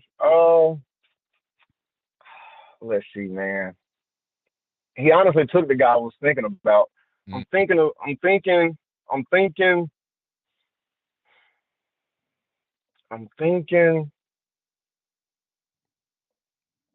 Oh, I think. Who was at Auburn for a minute? Who was at Auburn for a couple of years? There's 2 left because we named Brent Fullwood. There's 2 left. I think I've got it. I think I know. Ben Tate. Ben Tate. Son of a bitch. Number. Yes. Okay. Ben Tate, number 5. Man. Number 5. All right, here we go. Last one gets it. Oh. Last one gets it. I'm back to Crazy Legs Vincent now. I don't know. Only the true Auburnanians would know this one. I'm All right, I'm going to give y'all both a hint. Y'all ready for this? I thought I had him on Ben Tate. I'm going to give you both a hint. He was part of a backfield with another top 10 guy, and he played in the NFL for a long time for the Cincinnati Bengals. Oh, for the Cincinnati Bengals. I'm so disappointed. I'm really disappointed in you. I get it. Well, I didn't become a Bengals fan until recently when I took the trip to Cincinnati and they gave us the We're just going to tour. call it a tie because neither one of you are with us. James Brooks. No, I wasn't. God, I would. Him and Cribbs were in the backfield together. Yeah. Hey, how about this? Did you know we had Lionel James, Bo Jackson, and Brent Fullwood in the same backfield? How about that? And a tight end named Frank Thomas. Auburn at one point had Carnell Williams, Ronnie Brown, Brandon Jacobs, and a pretty good running back named Trey Smith in the same room. I was at Arkansas State at the time, and we went and visited. That's what I meant to say. I said Trey Williams. We went to go visit, and share ideas and all that stuff. That's where we got the greatest Tampa 2 beater of all time when everybody was running Tampa 2. And to see Brandon Jacobs run at practice, holy smokes. Oh, yeah. Like watching him, Cam Newton in person. Yep. They don't make them like that. Grind, I'm sorry with your trivia question. What did you have? I grinded you. No. I just wanted to tell you guys. No diddy. No diddy. No diddy. Where we out? Super no diddy, man. Yeah. Pause. Oh. But man, I just want to tell you guys, it has been a glorious week over here in Alabama. Boy, I did not think I would ever see the day when Alabama would join us in club misery. I mean, at the start of the season, after Vanderbilt beat Virginia Tech, they called us and told us, hey, that VIP spot we've got on reserve, we don't need it no more. Arkansas told us to kick rocks. We were looking around, the revenue was light. We was like, who is going to join us? And all of a sudden, we got a special, unexpected guest from the Alabama Crimson Tide. Oh, my goodness. It was awesome. We had Florida State sorry ass on the ones and twos. UMass was the master of ceremonies. Auburn, of course, we had to plan the event. And Mississippi State on the bye week, they brought their ass in and made a heck of a menu. And the special all week in honor of Malachi Moore has been, you guessed it, that's right, chicken, baby. Yes, sir. We done had it all week long in the favor of the Tide. Yes, we have. It has been glorious to hear this, man. It has been glorious. It's been funny. I was laughing. You're not the only one. It seems to be Auburn fans have treated this week like a win. And I'm like, guys, y'all know that y'all got the shit kicked out of you against Georgia. Oh, man. No. They don't even act like they didn't play the game. It's a win. It's a win. No. I know Saban realized that, he made everybody forget that Bama fans are not just Bama fans. No. That word is not strong enough. It's not. Bama fans under Nick Saban was Sabanites. They live through their coach. They need their coach to bleed like they bleed. They need to see the fierce and the ferocity at the podium, even after wins. And when DeBoer didn't give it to them, they realize they are no longer Sabanites. They are now DeBoerians, and they do not like this life. They don't like it. Every time I hear, he wore a T-shirt. Hey, come on. Every time I hear, talking about Alabama fans, I get an image in my head of when we were leaving during the spring on like a Friday night. We were leaving, and they had that grind in the Malmore Athletic Facility. They got like a glass staircase that leads to the coach's parking lot where you parked, And Nick was walking, 70, 80 feet in front of us. We were leaving, and so he went down or whatever. And as I'm coming down, it was like me, Ced, and, Cedric Burns is coach's guy, and usually he's with coach, whatever. He was talking to us going out the door. And as soon as we topped the steps and looked out in the parking lot, some guy comes sprinting across the parking lot, like didn't have a nice face on, and dude, by the time we started running and got out the door, he had coach like pinned up against his own car. Like coach was trying to get in the door. Coach, you sign this, coach, you sign this. Dude, coach, I thought the dude was about to, I thought we were a little late to the little late to the party. And I was like, he was just trying to get something signed in the picture, but it was very aggressive, like stage 9 clinger. Did he sign it? No. Oh, good. No. He did take a picture though. He didn't sign it. Oh, okay. He said he took a selfie. But yeah.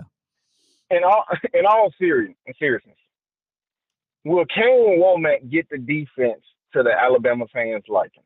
Well, that's the thing, right? Is Alabama fans have been happy with the defense since the game changed, right? And so when they were on Pete's ass too, right? Mm-hmm. Yeah, that's the thing is like Alabama fans, just being honest, Alabama fans, when the game changed to the RPO world, I mean, they went through how many years, grind? 7-8 years, or the first 7-8 years of Nick's tenure, where they may give up 7, or they were just dominant on defense. And then when the game changed with RPOs and it became basketball on grass and they're giving up more points, they haven't been happy with anybody since then. You know what I mean? They really haven't. I mean, they have periods where they are. Everybody's complaining, Kane ran too much man free against Vanderbilt. Well, I mean, guys, you're playing a triple option team. You got to go single high safety.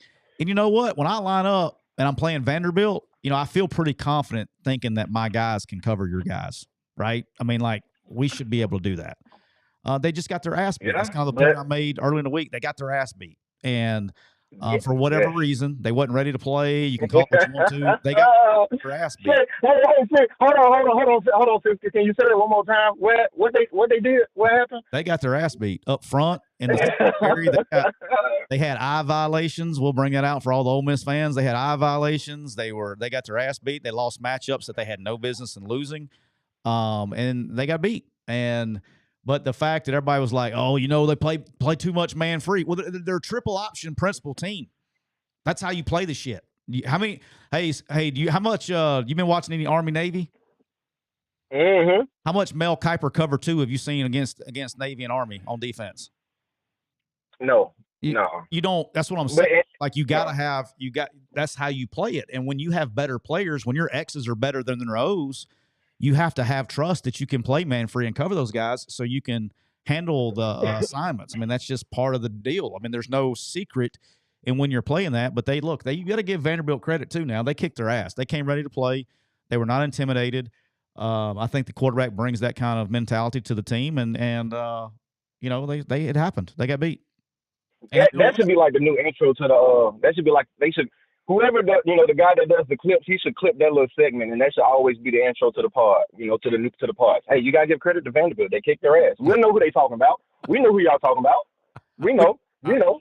And you know what? And you got to think about this too. And where you're, if you're a coach, where you're a little bit, I don't even know if the word's disappointed. Where you're surprised is they played Missouri close enough to get your attention. You know what I'm saying? They beat Virginia Tech, which we all thought, me included. Since it's hand raised, guys, I'll raise my hand. I thought Virginia Tech was going to be better than they are. Okay, so that win looked really good week one. Then they should have beaten Missouri, right? They gave that game away, and so that's enough. That should have been enough to get your attention, and it apparently wasn't. Because they look like I'll give you a little saying. I've never said this on the show. One of the legend Tate Bainey, a guy I worked with for a long time early in my career. Tate Bainey said, "You know what, Cisco?" He says most fights, when you see fist fights, the winner and the loser is usually determined because one of the two parties involved is confused about the starting time. And so it looked like to me, watching that game, it looked like Vanderbilt was there to fight somebody and Alabama wasn't interested in the fight. That's what it appeared to be. They got their ass kicked. Understandable. Before I let you guys go, I want to do a quick hit and then leave you guys with with a couple things and just get your thoughts off the air. Have y'all heard about the quick hit? Rick Pitino donates to Kentucky football NIL. I have not. I've not heard that. Matt. Matt said it on his show. I found that very interesting, man. Like, are he in Stoops Buddies or something? Supposedly he's going to be on the sidelines or at the game this weekend. Oh, okay. I'm kind of curious of what's going on because, look, if Bama fans see Pitino donating to Kentucky NIL, they're going to be asking Saban what's up. You already know it. Oh, I can answer that one. Yeah. Yeah. I mean, the only thing I can think of there is that they may have become buddies through like either the horse racing stuff or the bourbon stuff because both of them got into both of those things. Yeah, that's true. So you think it's a Stoops thing, not a Kentucky thing? That's my guess. Is it's a Stoops thing. And I could be wrong. Okay, that's my guess. Yeah, I don't. Unless they're going to let him take that was a nasty pitch, man. Yeah, that's pretty good. God, that was nasty. Okay, and then two things I want to leave you with. Supposedly, I heard that according to Matt, that Kentucky passed on Bruce Pearl this past coaching cycle, kind of due to his, I guess, to his past, record with the NCAA, but also because of I guess some political things, which if you check his Twitter, you can kind of see now. Yeah. So I kind of guess I want to get you guys, thoughts about, them passing on what I thought would probably, as an Auburn fan, I tell you, at Kentucky, I think he would have, tear it up. But, they decided to pass on him. I got to tell you, if you have an opportunity anywhere to hire Bruce Pearl and you don't, you're an idiot. The guy, all he does is win. Kids love him. He's a great recruiter. The thing at Tennessee happened. It was really stupid. Look at what he's done at Auburn. And, I covered Auburn for a long time, and I covered Auburn in two Sweet 16s.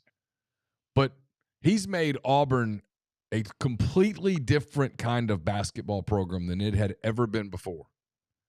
That's Bruce. Understandable. But, but Matt, and with Bruce's latest tweetings, that Oh, look, people push back on anyone that has conservative viewpoints. Trust me. And he does. Turn the page. He does, but this is a live broadcast. It's always, is that going to get down? Yep. It's always interesting to me that, let's go. And this isn't about Matt or anybody, any of that. It's always interesting to me that nobody ever has criticism when someone in the sports world has a left-leaning view. They never tell them, oh, hey, stick to sports, stick to basketball. Nope, it's okay. But if you have a right-leaning view, it's, oh, no. You got to stick to sports. And then they do the really super, to me, and Grind, you correct me if I'm wrong, it's borderline racist to me when they're like, so Bruce Pearl won't be able to recruit black players with those views. I'm like, so you're telling me that there are no people who are open-minded enough to have maybe a political disagreement with someone and yet still choose that basketball program? To me, that is painting with an incredibly broad brush which is all. If I paint with a really broad brush, now to me, I'm starting to get into racist territory. Yeah, I was gonna say. I mean, it's basically, you're basically putting on the athlete that he doesn't have the ability to, compartmentalize certain things. I mean, you've got coach that thinks this, and you've got player that thinks, player X that may think this, but that doesn't mean the locker room can't have cohesion and everybody believe in the same common goal or whatever. Yeah. Even, and you're gonna have players that think like the coach. So I mean, Charles Barkley's conservative. Yeah, exactly. What's the big deal? I think Bruce Pearl. I'm gonna say. So I guess I'll ask you guys, question this before I give you my CFP projection rankings, and then go off the air. You think if Kentucky could have hired Bruce Pearl but went with Mark Pope, they made the wrong move? Absolutely, 1,000%, because Bruce is an elite coach. I think Bruce Pearl is more dominant than wokeness. And in Kentucky, I don't think Kentucky is per sources. Kentucky's not. I don't think they're a very woke administration. I mean, you know what I mean? I don't think that.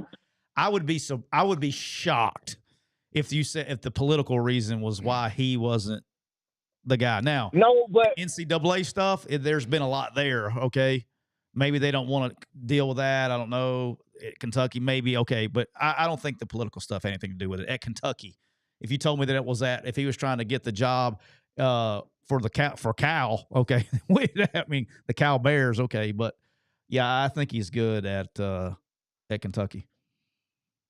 Okay, all right, and then just get you guys' thoughts and I'll hang up. So far, my CFP playoff projections, I have 1 seed Ohio State facing the winner of 12 seed Boise State at Penn State, who is the 5 seed. I have 2 seed Texas playing the winner of 11 seed Iowa State at 6 seed Georgia. I have 3 seed Miami playing the winner of 7 seed Notre Dame and 10 seed Notre Dame and 7 seed Tennessee. And then I have BYU as the 4 seed playing the winner of number 9 Ole Miss at number 8 Clemson. And I'll get your thoughts and hang up. And I appreciate y'all taking my call. So you got Iowa State and BYU having buys? No, I have Iowa State on the road at Georgia in the first round. Okay. I have BYU getting the bye as the conference champion. Gotcha. I like the BYU. I'm gonna tell you teams I would say look out for. One is I think I came this close. Grind, I think USC beats Penn State this weekend. Ooh. Really? I do. I came this close to picking it. They just went to Minnesota and got their teeth pushed in, man. I don't know. Have you watched Penn State? I mean, maybe. Have you watched Penn State? Say what now? Have you watched Penn State closely? Yeah, but I know at the end of the day, Penn State will line that thing up and get physical. At the end of the day, if it comes down to it. I have seen them over the years just bash Iowa in the head. Yeah, USC did fine until late. They just took too many freaking body blows against Michigan. They missed tackles. It wasn't like they wasn't there. You know what I'm saying? They were there. They were fitting it. They just missed tackles. I think Penn State travels across. I think they get beat this weekend. If I don't see the thing about it is, I know some people are going to yell about Notre Dame being in, but I think Notre Dame is taking a Big Ten spot and not an SEC spot. I think the SEC still gets 4, and I think the Big Ten is looking at 2 teams right now. Big Ten team. Ohio State, I think right now is head. Yeah, Ohio State getting the bye, and then I've got Penn State as the other Big Ten team. I don't know. I mean, maybe Indiana, has the rest. They got a lot of work. They got a lot of work to do. Yeah, that's what I'm saying. Maybe I gotta look at Oregon. What's Oregon got after Ohio State? But I don't know. I think they get. I'm with you, but Penn State for whatever reason. I think they're missing something. I don't know what it is. I've watched them closely. They've played with fire, and USC is basically 2 drives away from being undefeated right now, right? And so I don't know. I think they get them this weekend. I think USC upsets Penn State at home this weekend. I came so close to picking it, but I had so much to play with, and I wanted to get the. I'm going to try to wheel my guy Billy with a dub this weekend against the Vols. but in that scenario, you would like, I know Ole Miss going on the road at Clemson, but if you get by that, then you face BYU at a neutral site, and you got to like your chances in that one. Yeah, I think I would want to be the hell with the buys. I want to be the 5th seed. That's what I want. That's the spot I want. Y'all can have all the damn buys y'all want. I'll take the 5th seed. Who does the 5 seed play? Does the 5 seed play the 1 seed, or do they play the 4? 5 plays. So the 5 plays the 4. Yeah. So you could have. Oh. Yeah. Okay. So in that scenario, then Ohio State would play the winner of Ole Miss and Clemson. Since I have Ole Miss. Yeah. Neal's going, please, journalist guides. I think I'll head over to Pike Road, Alabama. I'm going to go to Montgomery. Hello, Mrs. Judkins. The third exit up from. My name's Neal McCready. This is a recorder. Just start talking. The 85-65 range. Do you think that game would be a little vitriolic or no? Oh yeah. Oh no, I'd be fine. Yes. Say it all. Would say anything. No, everybody get along. Nobody would troll anybody. No, it's all good. It'd be all good. Nothing but mutual respect. I appreciate y'all taking my call, man. Y'all have a blessing. All right, appreciate you.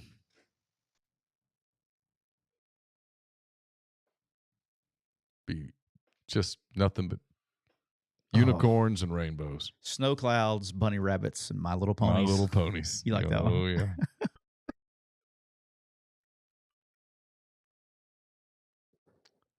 What's up, caller? Who do we have? This is Mark in Columbus. What's up, Mark? Mark, hey, what Mark, it I'm is? going to let you talk to Tyler for just I'm dying. I'll be right I'm back. dying. I'm dying.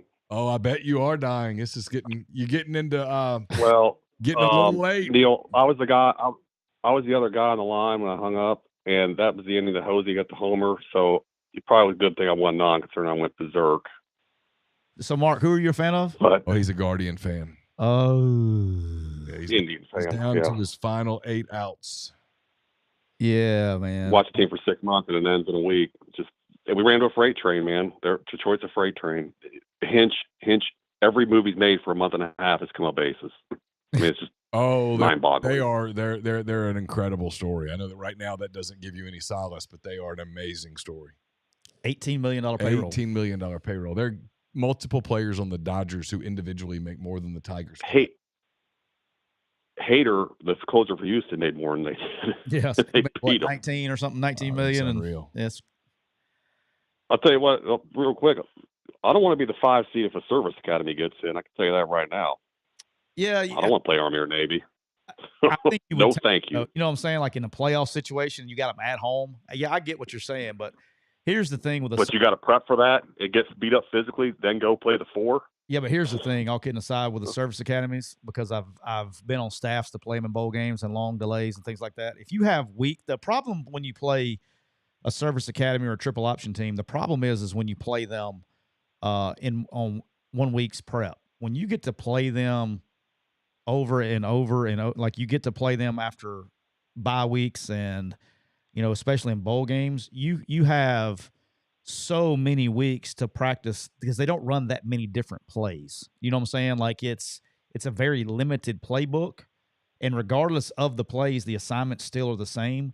And so a defense after, especially like in bowl games and things like that, if they're ready to play, if it means something, they will do good. Like we played when I was at South Alabama, we played Air Force in the Arizona Bowl or wherever it was, and we stonewalled them. I'm talking about they couldn't run it. They couldn't run the triple for nothing.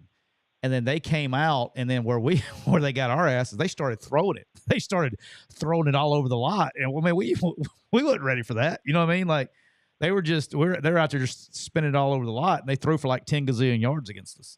But from running a triple option, Army's going to kick Dilfer's teeth in this week. Yeah, that's a big number. It was like 25 or 26 or something like that. I got it. I got it 23.5, and now it's 26. Yeah. They're going to kick Dilfer's teeth in. If I could have got it at 23, I may would have taken it on the show. I think they're in shutdown mode in Birmingham right now. Oh yeah, they were laughing. So were laughing on the sideline after Tulane put 70 on them. Listen, when you lose to ULM, sometimes it just saps the soul from you. I mean, it just does. Yeah, I'm with you. You go to Malone Stadium, and sometimes, man, it just things change on you. The Seahawks busting out the old unis here. I like them. Hey, Neal, if Heupel loses to Florida this weekend, should they just start rounding up the buyout money or what? Oh yeah, just put it together. Go ahead and do it. Go ahead and knock it out. I mean, yeah, look, if you can't win the national championship every year, it's time to get fired. I mean, with that quarterback you got, I mean, come on. I was honestly happy for Pittman. I really was. Like, good for him. Travis Williams came with a hell of a plan. They kicked our ass up front. Our offensive line isn't very good. Our offensive line coach isn't very good. It just is what it is. Did you hear Caroline? Got to ride the defense. I think that's pretty fast. Did you hear Caroline's story? See, they wanted to get down on the field to take pictures, after the game, and they got down. They're on the way, and some Tennessee fans were in their way in the stairway, and Caroline finally got down, and there was a Tennessee woman that was cheering for Tennessee in front of them, and she asked if she'd take their pictures. Caroline did? Yeah. How'd that go? And she did it. The woman was like, "Here, okay, do it." And Caroline goes, "This never happens to us." That lady's probably gonna remember that. Can you believe this girl? Yeah, she was like, "Oh, y'all." She said she told him to go have fun. That's nice of her. Yeah, at least she got the right fan. We're not all bad. It probably couldn't go. It probably could have gone bad. Well, I mean, Caroline and her two friends. It was probably hard to look at them and get too terribly angry. Yeah. If the lady had she said, "Excuse me, ma'am, would you mind taking our picture?" I mean, come on. Yeah, as long as she didn't have a golf ball in her hand, she'd be all right. That's true. Yeah, be all right. Well, I mean, you think Nico's regressing or what, Tyler? No, I mean he's a freshman. He's played 6 games now. He's getting it, and there's a scouting report out on him now. He's kind of like a major league hitter when he's a rookie and he starts out hot. Then he goes through a slump. It's because they've scouted him and they've found the little hole in his swing or the spot in the zone, and they're just hammering it until he fixes it, and he'll fix it. He's so talented. I mean, he made that one play on the rollout to the left. It looked like Patrick Mahomes. It was a big time play, wasn't it? No, he's immensely talented. He made a freshman mistake to take it to him, but he's fine. There was nothing. I mean, he could have thrown it up. There was nothing. There was nowhere for him to throw it. I have now seen something that I thought I would never see. I saw something just now in a football game that has never happened to my knowledge. A San Francisco 49er defensive lineman, I think it was Robinson, is wearing a helmet condom on his head. Yep. And he had to come out of the game because his helmet condom came off and was blocking his view. Oh. Not his helmet. The helmet pad thing. The helmet pad thing. I don't like those things, just for the record. I think they create bad habits. Let's go 49ers. Neal, I know you're pulling for the 49ers to win by 4 tonight, right? Oh, yeah. Let's go. I'm dying. Yeah, or you must be ahead of us right now because Neal, I'm dying. It's a 1-2 count. We're at 1-2 count, so I have a feeling I know what's about to happen. This is like watching the watch along with Jeffrey and especially Jeffrey. Chase is pretty good. Jeffrey has his TVs like 30 seconds ahead of everybody, and they'll start yelling and clapping and stuff, and I'll be like, "Well, we got something good's going to happen." Yeah, we just saw Stephen Quan's been an absolute stud in this series. Yeah, that's what I just saw. Stephen Quan's been an absolute stud in this series. That kid, I know I should have. I was Chaser. I could have asked. That Cade Smith pitched for Mississippi State, didn't he? For Cleveland. Yeah, he's like I think. I mean, he was. That's definitely. He's been dominant all year, rookie. I text Chase the other day. I was yesterday. Oh my gosh! It's got a chance. That's gone. That's out. So you're ahead of me. Get out! Get out! Let's go! David Fry! Oh my God! Sorry, everybody.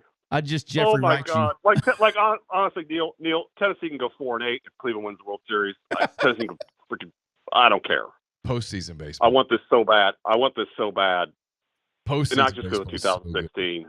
I want this so bad. Like, ugh. How did you become such a big Cleveland fan?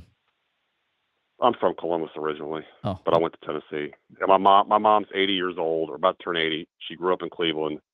She watches every inning of every game. Oh yeah, let's win it for Mom. Like, I mean, and I took her to opening day last year. Like it, I'll never forget this, Neal, 2016. I had gone up to game 2 of the ALCS. And I had one of the red towels, and I came back and gave it to my mom. And I went over to their house to watch the game 7. Yeah. And like Chicago scored. They scored in the first. Yeah. It was early. Dexter Fowler hit a home run on the first at-bat of the game. My mom goes to the kitchen. She grabs that red towel. Tears are going down her face. I knew they had to win this in game 5. I knew it. Oh. It'll be all right. And I mean, she's just sobbing. Like, well, it's a long game. Yeah, it was a long game. What a night that was. I mean, honestly, Neal, I told you this before. I was okay. I told myself after Rajay Davis hit the home run, I'm okay with any result because that's the greatest moment I've ever had as a sports fan. I'm not going to let a loss ruin it. Now, granted, I'm still a little bitter about it, but that's kind of the way I took it. That was the moment in that game where I had to switch. I said this before. I had to switch from being a fan to dad because Carson melted down. Really? When Davis hit the home run, Carson just completely lost it, and I had to shift. I had to shift from dad. I mean, from fan to dad. Yeah, because he was uncontrollable. I mean, don't let Hosey get another one here. He didn't. I'll let you know. You're good. Yeah, okay. I almost said as soon as he said that he popped I love that guy. Like, oh yeah, you're good. All right, guys. I'm going to try to survive this last 2 innings. Go Gators. All right, buddy.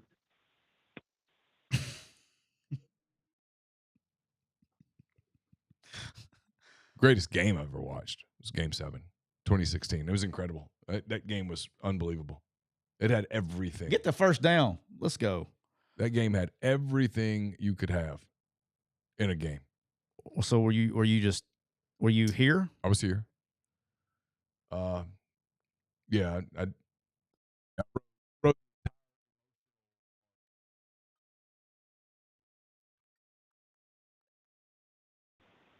Hey, who do we have? This is TJ from Ryan. What's up, TJ? TJ, what it is? Hey, how you guys doing? I have a couple questions for you guys. Fire away, man. One of them, I want to get you guys' opinion on this. Can you guys hear me? Yeah, we got you. Okay. So, and these are like just stats from like the past 10 years. So, you remember back in 2015, Derrick Henry won the Heisman, rushing for 2,219 yards. The year before that, Melvin Gordon had 2,500 yards. And the next 2 years after that, you had two G5 guys, both of them from San Diego State. You had Donnell Pumphrey in 2016 with 2,100 yards and Rashad Penny from San Diego State in 2017 with 2,200 yards. I want to ask you guys, how many yards do you think that Ashton Jeanty has to run for to be able to be really considered like a Heisman winner with him going to a G5 school?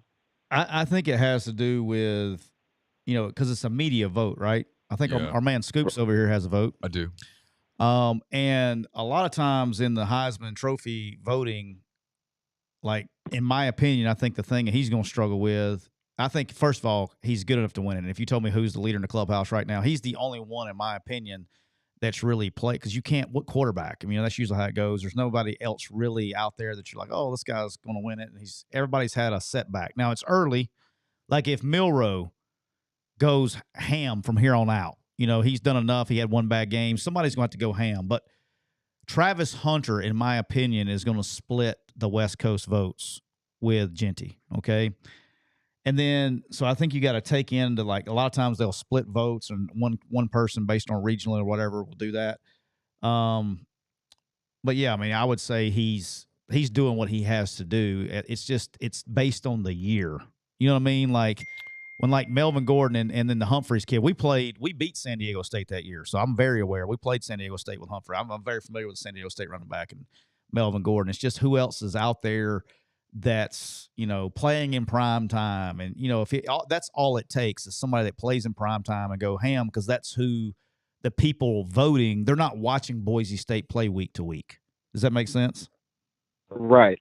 And I think Travis Hunter is getting on prime time. So if they were able to win a game, and my whole thing with the Heisman Trophy voting, it's turned into like an MVP award instead of like it's turned into a team award. Like you have to be not only a dominant player, but you have to be a player on a good team instead of just being the best player in college football. And honestly, as good as he is, I don't think he's the best player in college football. I was talking to a coworker of mine the other day, and I was telling him, I was like, I understand that, like, we had, well, I'm an Ole Miss fan, so I was telling him, I understand we have, like, let's say Jackson Dart, for instance. I feel like, he's having a great year so far, leading the SEC and passing yards and all this.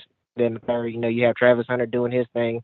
I was telling my guy, I said, if Ashton Jinky, which I don't think he'll be able to do it with like him, like, sitting out half the games for these past few games he's done it.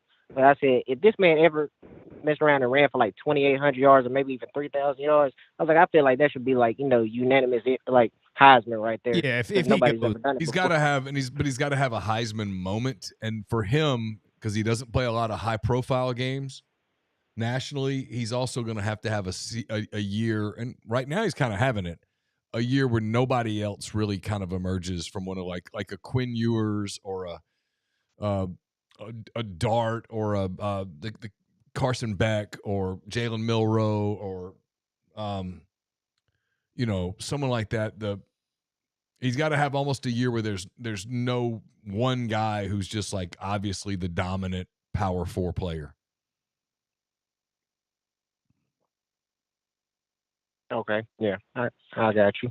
Because if that happens, like if one of those guys, Milroe or, like I said, Milroe or Dart or Ewers or whoever, goes on some magnificent 6-game run. I mean, it could be Nussmeier. Whoever. Anybody. Right, yeah, Nussmeier. I mean, anybody. Where they go on some run where they throw for 400 yards a game for 4 or 5 games in a row in one of these big TV games like, Texas, Georgia coming up next week. I mean, those are going to be really hard for a kid from Boise State to overcome in a voting deal. If he goes out and breaks Barry Sanders' record, then yeah. Yeah. I got you. I also want to give a big shout out to John Summerall on the Tulane Green Wave. I have a cousin that play on the team. He caught a pick 6 in that game. I ended up missing it because I told him, I said, since I watch you guys show, I was like, man, UAB, they have a lot going on. I'm not going to go to watch out make them board Delta Airlines. That's with a B. That's Delta Ass Airlines. And I said I was not going to watch that. Hey, that's my guy, man. My guy Summerall. They're doing well. I appreciate the call very much. Thank you.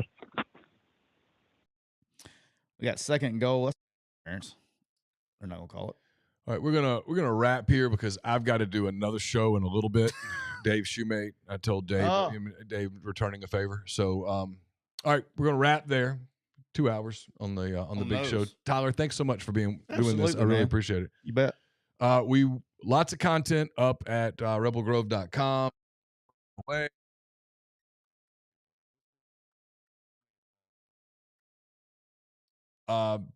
Lots of content up.